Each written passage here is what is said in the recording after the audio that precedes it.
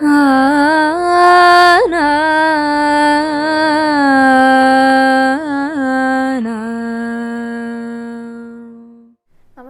Guruvayur devotees ഓൺലൈനിലേക്ക് ഏവർക്കും സ്വാഗതം. സർവം കൃഷ്ണമയം. കൃഷ്ണായ വാസുദേവായ ദേവകീ നന്ദനായ ച നന്ദഗോപകുമാരായ ഗോവിന്ദായ നമോ നമഃ. ഇന്ന് ഉത്സവം 8ാം ദിവസമാണ് കേട്ടോ. ഇന്നാണ് ഗുരുവായൂരപ്പൻ്റെ അതിവിശിഷ്ടമായിട്ടുള്ള ഉത്സവ ബലി. കണ്ടു തൊഴുന്നതൊക്കെ വളരെ നല്ലതാണ്. കണ്ടു തൊഴാനായിട്ട് ഭാഗ്യം ലഭിക്കുന്നത് ഭഗവാന്റെ അനുഗ്രഹമുള്ളവർക്ക് മാത്രമാണ്. അപ്പോൾ ഉത്സവ ബലിയൊക്കെ കഴിയാനായിട്ട് അത്യാവശ്യം സമയമെടുക്കും. 4-4:30 ആവും. അതും കഴിഞ്ഞിട്ടാണ് ഉച്ചപൂജയൊക്കെ ഉണ്ടായിരിക്കുക. അതുകൊണ്ട് തന്നെ ഉച്ച ശീവേലി ഒന്നും അത്ര വലിയ കേമായിട്ടൊന്നും ഉണ്ടായിരിക്കില്ല കേട്ടോ. പിന്നെ വൈകിട്ട് ഭഗവാനെ എഴുന്നള്ളിച്ച് വെക്കുന്നത് പഴുക്കാമണ്ഡപം, അതൊക്കെ സാധാരണ പോലെ തന്നെയാണ്. പിന്നെ പുറത്തും വളരെ ഗംഭീരമായിട്ടുള്ള കലാപരിപാടികളൊക്കെയാണ് നടക്കുന്നത്. അപ്പോൾ എല്ലാം കാണാനായിട്ട് വന്നോളൂ കേട്ടോ. ഗുരുവായൂർ ക്ഷേത്രത്തിൻ്റെ പരിസരമൊക്കെ അത്രയും അതിമനോഹരമാക്കിയിരിക്കുകയാണ്. നടപ്പന്തലാണെങ്കിലും ചുറ്റിനുള്ള എല്ലായിടത്തും, ഇന്നർ റിംഗ് റോഡും ഔട്ടർ റിംഗ് റോഡും എല്ലായിടത്തും മനോഹരമായിട്ട് ലൈറ്റ് അറേഞ്ച്മെൻറ്റ്സ് ഒക്കെ ചെയ്തിട്ടുണ്ട്. പിന്നെ ഞാൻ പറഞ്ഞല്ലോ, ഈ ഉത്സവത്തോടനുബന്ധിച്ച് പല സ്ഥാപനങ്ങൾക്ക് മുന്നിലെ, കടകൾക്ക് മുന്നിലെ, ടാക്സി സ്റ്റാൻഡിലെ, അതുപോലെ ഓട്ടോ പാർക്കിലെ ഇവിടെയൊക്കെ ഭഗവാന്റെ രൂപങ്ങൾ, നിശ്ചല രൂപങ്ങൾ, കമാനങ്ങൾ, ഇതൊക്കെ ഒരുക്കി വെച്ചിട്ടുണ്ടായിരിക്കും. അതൊക്കെ ഉത്സവത്തിൻ്റെ ഒരു പ്രത്യേക ഭംഗിയായിട്ടുള്ള കാഴ്ചകളാണ് കേട്ടോ. അതൊക്കെ ഒരുങ്ങി വരുന്നുണ്ട്. ഞാൻ വരുന്ന സമയത്ത് കണ്ടു. പക്ഷെ അതൊക്കെ തുണിയിട്ട് മൂടിയിരിക്കുക. ഇപ്പോൾ രാത്രി ആകുമ്പോഴേക്കും അതെല്ലാം ഭക്തജനങ്ങൾക്ക് ആസ്വദിക്കാവുന്ന ഒരു രീതിയിൽ മനോഹരമാക്കിയിട്ടുണ്ടായിരിക്കും കേട്ടോ. അപ്പോൾ ഇനി അധികം ദിവസമൊന്നുമില്ല. ഇതൊക്കെ കാണാനായിട്ട് വേഗം പെട്ടിയൊക്കെ പാക്ക് ചെയ്തിട്ട് ഗുരുവായൂർക്ക് പോന്നോളൂ കേട്ടോ.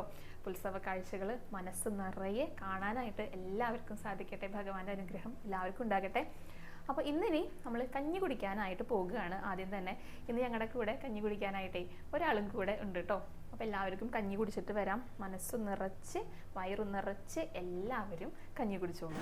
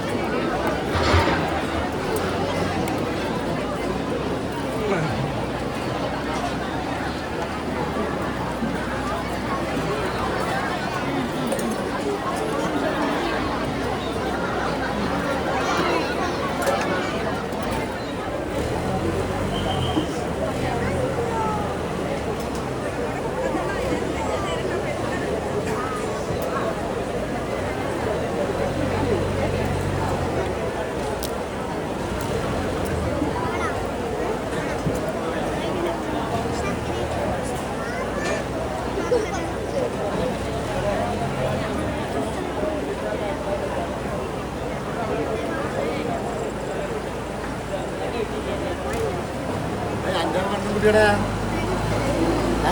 എന്താണ് എൻ്റെ പെൺകുട്ടിയുടെ ഏ എൻ്റെ ഭാര്യ കുട്ടിയാ വന്നില്ല എന്ത് വന്നിട്ടില്ല തിരക്കല്ലേ ഭയങ്കര തിരക്കല്ലേ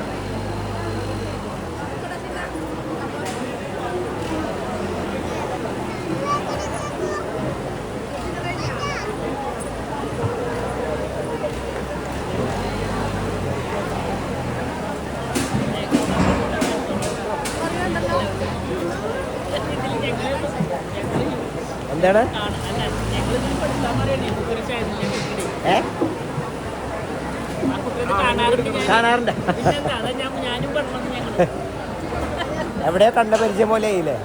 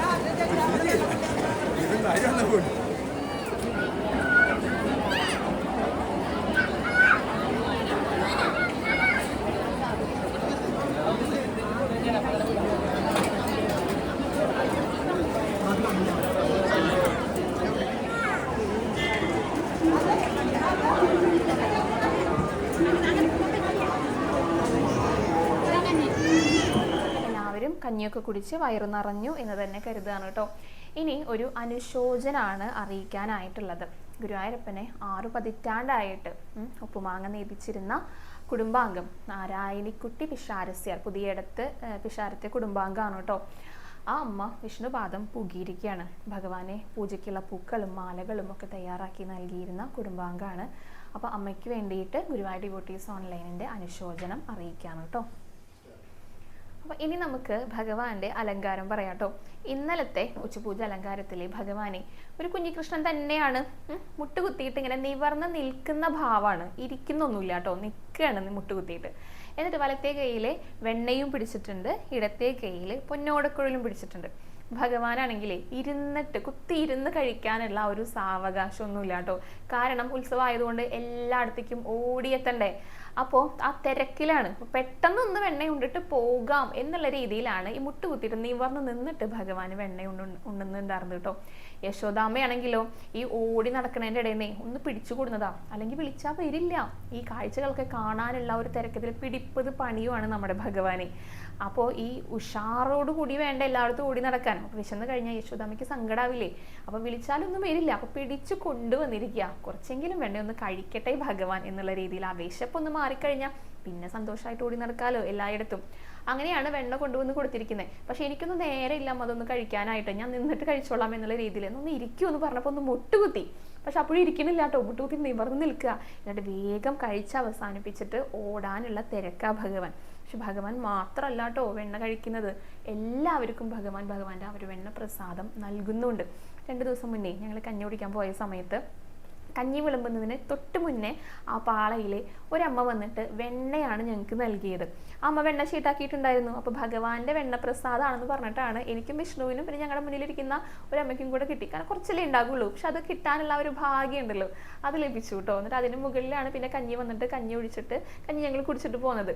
അപ്പോൾ ഭഗവാൻ കഞ്ഞി കുടിക്കുന്ന എല്ലാവർക്കും വെണ്ണ നൽകുന്നുണ്ട്, പക്ഷെ നമുക്കത് കാണാനായിട്ട് സാധിക്കുന്നില്ല എന്നേ ഉള്ളൂ. എല്ലാവർക്കും ഭഗവാൻ വെണ്ണയാകുന്ന ആ ഒരു ഭക്തി നൽകുന്നുണ്ട് കേട്ടോ. കഞ്ഞി കുടിക്കുന്നവർക്ക് മാത്രമല്ല, അതല്ലാത്തവർക്കും, ഭഗവാനെ തൊഴാൻ വരുന്നവർക്ക്, ഈ ഗുരുവായൂർ പരിസരത്ത് നിന്ന് വന്നിട്ടുള്ള എല്ലാവർക്കും, ഭഗവാനെ സ്മരിക്കുന്ന എല്ലാവർക്കും ഭഗവാന്റെ ആ ഒരു ഭക്തിയാകുന്ന വെണ്ണപ്രസാദം നിറയെ നിറയെ ഭഗവാൻ നൽകിക്കൊണ്ടിരിക്കുകയാണ്. അതുകൊണ്ടാണ് ഇത്രയേറെ പേര് ഭഗവാനെ കാണാനായിട്ട് ഗുരുവായൂർക്ക് വരുന്നത്. ഉത്സവം എന്ന് കേൾക്കുമ്പോൾ ഭഗവാനെ കാണാനുള്ള ആ ഒരു ആഗ്രഹം എല്ലാവരുടെ മനസ്സിലും ഉണ്ടാകുന്നത്. അപ്പോൾ നമ്മൾ എന്ത് വേണം? ആ ഒരു വെണ്ണപ്രസാദം ലഭിക്കാനായിട്ട് ഭഗവാന്റെ അടുത്ത് നന്നായിട്ട് പ്രാർത്ഥിക്കുക, ഭഗവാനെ സദാ സ്മരിക്കുക, അത്രയൊക്കെയാണ് ചെയ്യാനായിട്ടുള്ളത്. അപ്പോൾ എല്ലാവരും ഭഗവാന്റെ ആ ഒരു രൂപം, വലത്തെ കയ്യിൽ വെണ്ണയും ഇടത്തെ കയ്യിൽ ഓടക്കുഴലുമായിട്ട് മുട്ടുകുത്തി നിവർന്ന് നിൽക്കുന്ന ആ ഒരു രൂപം മനസ്സിൽ നന്നായി ധ്യാനിച്ചിട്ട് തൊഴുതു പ്രാർത്ഥിച്ചോളൂ കേട്ടോ. ഭഗവാന്റെ പാദങ്ങളിൽ എല്ലാവരും ഒന്ന് നമസ്കരിച്ചോളൂ. ഗുരുവായൂരപ്പാ ശരണം എന്നൊന്ന് കമൻറ്റ് ബോക്സിൽ രേഖപ്പെടുത്തിക്കോളൂ. ഇനി ഒരു കഥ പറയാട്ടോ. രാമായണവുമായി ബന്ധമുള്ള ഒരു കഥയാണ്, വരരുചിയുടെ കഥയാണ്. വരരുചിനെ കുറിച്ച് എല്ലാവർക്കും അറിയുന്നുണ്ടായിരിക്കും. നമ്മുടെ നാരായണത്ത് ഭ്രാന്തനുണ്ടല്ലോ, അതേപോലെ പാക്കനാര്, ഇവരുടെയൊക്കെ പിതാവാണ് വരരുചി എന്ന് പറയുന്നത് കേട്ടോ. അദ്ദേഹം വലിയൊരു പണ്ഡിതനായിരുന്നു. ശാസ്ത്രവും പുരാണങ്ങളും ഒക്കെ നന്നായിട്ട് അറിയാവുന്ന ഒരു മഹത് വ്യക്തി തന്നെയായിരുന്നു വരരുചി എന്ന് പറയുന്നത്. നല്ല ഭക്തിയുള്ള ഒരു വ്യക്തി കൂടിയായിരുന്നു. ഇദ്ദേഹമാണെങ്കിൽ ഈ വിക്രമാദിത്യ രാജാവിൻ്റെ സേവകനായിരുന്നു. അദ്ദേഹത്തിൻ്റെ രാജസദസ്സിലുള്ള ഒരു അംഗമായിരുന്നു കേട്ടോ. ആസ്ഥാന കവി എന്നൊക്കെ പറയില്ലേ, അതുപോലെ വേറെയും പണ്ഡിതരൊക്കെ ഉണ്ട്. ഇദ്ദേഹമായിരുന്നു ഏറ്റവും മുതിർന്ന, അത്രയും ജ്ഞാനിയായിട്ടുള്ള ഒരു പണ്ഡിതൻ. അപ്പോൾ ഈ രാജാവ് ഇടയ്ക്കിടയ്ക്ക് ഓരോ സമസ്തകളൊക്കെ തന്നെ നൽകുമല്ലോ. അങ്ങനെ കൂട്ടത്തിലെ ഒരു ദിവസം വിളിപ്പിച്ചിട്ട് പറഞ്ഞു, ഈ രാമായണത്തിലെ ഏറ്റവും മഹത്തായിട്ടുള്ള ശ്ലോകം ഏതാണെന്ന് ചോദിച്ചു. അപ്പോൾ പെട്ടെന്ന് അങ്ങനെ ചോദിച്ചപ്പോൾ എല്ലാവരും വിചാരിച്ചു, എല്ലാ ശ്ലോകങ്ങൾക്കും അതിൻ്റേതായിട്ടുള്ള മഹത്വമുണ്ട്, അങ്ങനെ പ്രത്യേകിച്ചൊരു ശ്ലോകം എടുത്തു പറയാനായിട്ട് വരരുചിക്ക് സാധിച്ചില്ല കേട്ടോ. രാജാവാണെങ്കിൽ വിചാരിച്ചത് ഇദ്ദേഹത്തിന് എല്ലാം അറിയാലോ, അപ്പോൾ തന്നെ ഉത്തരം കിട്ടുമെന്നാണ് രാജാവ് വിചാരിച്ചത്. അപ്പോൾ കിട്ടാതായപ്പോൾ രാജാവിന് പെട്ടെന്ന് സങ്കടമായി. അപ്പോൾ രാജാവ് എന്ത് ചെയ്തു? ഒരു 41 ദിവസം സമയം കൊടുത്തു. ഇത്രയും ദിവസത്തിനുള്ളിൽ കണ്ടുപിടിച്ച് കൊണ്ടുവന്നാൽ മതി, അപ്പോൾ സമയം കിട്ടൂലോ. അപ്പോൾ അറിയാം, പെട്ടെന്ന് എല്ലാവരുടെ മുന്നിലും അപ്പോൾ അപമാനം വരിക, അങ്ങനത്തെ ഒരു സങ്കടമൊന്നും വരില്ലല്ലോ. അപ്പോൾ അങ്ങനെ 41 ദിവസം വരരുചിക്ക് നൽകിയിട്ട് കണ്ടുപിടിച്ച് കൊണ്ടുവരാനായിട്ട് പറഞ്ഞു കേട്ടോ. വരരുചിയാണെങ്കിലോ അദ്ദേഹത്തിനും ഇത് പലയിടത്തും ചോദിച്ചു, പല ആചാര്യന്മാരുടെ അടുത്ത്, അങ്ങനെയുള്ളവരുടെ അടുത്ത് ചോദിച്ചപ്പോൾ എല്ലാവർക്കും ഒരേ ഉത്തരം തന്നെയുള്ളൂ. അങ്ങനെ പ്രത്യേകിച്ചൊരു ശ്ലോകമൊന്നും ഇല്ല രാമായണത്തിലെ ഏറ്റവും പ്രധാനപ്പെട്ടത് എന്ന് പറയാനായിട്ട് എന്നാണ് പലയിടത്തുനിന്നും മറുപടി ലഭിച്ചത് അദ്ദേഹത്തിന്. അപ്പൊ ദിവസങ്ങൾ ഇങ്ങനെ കടന്നു പോകുന്നുണ്ട്.